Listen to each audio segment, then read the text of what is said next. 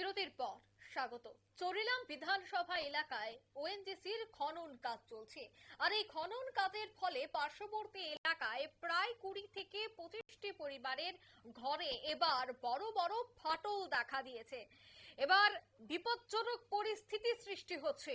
20 থেকে 25টি পরিবার এই মুহূর্তে বহু ক্ষতির সম্মুখীন। তাই আজ তারা মুখ্যমন্ত্রীর কাছে, রাজ্য সরকারের কাছে আবেদন জানাচ্ছেন যে তাদেরকে যেন ক্ষতিপূরণ দেওয়া হয়। অর্থাৎ ওএনজিসির যে খনন কাজ, এই খনন কাজের ফলে পার্শ্ববর্তী এলাকার এলাকাবাসীরা এই মুহূর্তে অনেকটাই ক্ষতির সম্মুখীন। যে কোনো সময় বড় ধরনের দুর্ঘটনা ঘটতে পারে। একেবারে পাকা ঘর থেকে শুরু করে মাটির ঘর, বিভিন্ন জায়গায় কিন্তু প্রত্যেকটি জায়গায় এই মুহূর্তে বড় বড় ফাটল দেখা দিচ্ছে, যাকে কেন্দ্র করে এই মুহূর্তে চিন্তার ভাঁজ এলাকাবাসীদের। এবার এলাকাবাসীরা ক্ষতিপূরণের দাবি চাইছে রাজ্য সরকারের পক্ষ থেকে। সে বিষয় নিয়ে সংশ্লিষ্টরা কি বলছেন শোনাবো। ব্লাস্টিং করার জন্য আসছে সরকার, বুম ব্লাস্টিং করতেছে। এখানে 4-5টা বুম ফাটানি হয়েছে ফল বাগানে, কবর খালার সাথে কিছু বুম ফাটানি হয়েছে। বুম ফাটানির পাশে পাশে আমার ঘরগুলি রেক দিয়ে দিছে, ফেটে গেছে। তারার বক্তৃতা গেলে তারার যে বুম ফুটানি ফুটায়, এই বুম ফুটানি তারার কোনো ঘর আকর্ষণ হয় নাই। তারা বলতে তার বক্তৃতা এটাই না, তাহলে বক্তৃতা তারা যদি এটাই হয়ে থাকে তাহলে কিভাবে এটি ফেটে গেল? তার সঙ্গে আমরা এটাই বললাম, আপনারা ফেটে যান, কোনো ক্ষতি নেই। আমরা আমাদের এই ঘরগুলির ক্ষতিপূরণ এইগুলি দিয়ে আপনারা বুম ফেটে যান, অসুবিধা নেই। আপনারা কাকুয়ে কোনো কথাই বলবে না, কারো কোনো কথা বলবে না। আমার বক্তৃতা এতটুকুই। আমার ঘরের মেনটেন্স এই ঘর ভেঙে পুরা ঘর করতে লাগবে। যেভাবে মানে 10-12টা ফাটা দিয়েছে, এই ফাটাগুলি উড়াইতে গেলে আমার ঘর ভেঙে যেতে হবে, ভেঙে আবার নতুন করে উঠাতে লাগবে। আপনারা উনিশি মানে যারা কর্মকর্তা আছে তার সঙ্গে কোনো সম্পর্ক বা কথাবার্তা আছে না? এমন কোন কথাবার্তা হয় নাই।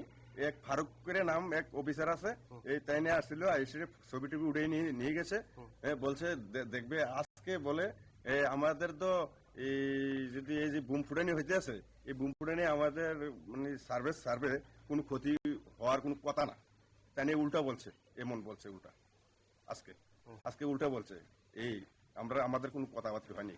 আমাদের এইটুকু আজকে কথা, আজকে বুম ফুটানোর জন্য আসছে। আমি আজকে বাধা দেবো। কেমন বাধা দেবো? আমরা এই যে ক্ষতিপূরণ দেওয়ার পর আপনারা বুম ফুটাই নেন, এটি সরকারি কাজ। আমরা বাধা দেওয়ার এমন ক্ষমতা নাই আমাদের। গরিব মানুষ, আমরা বহুত কষ্ট করে 3 ইঞ্চি ওয়াল ঘরে কমপ্লিট করতে পারছি না এখনো।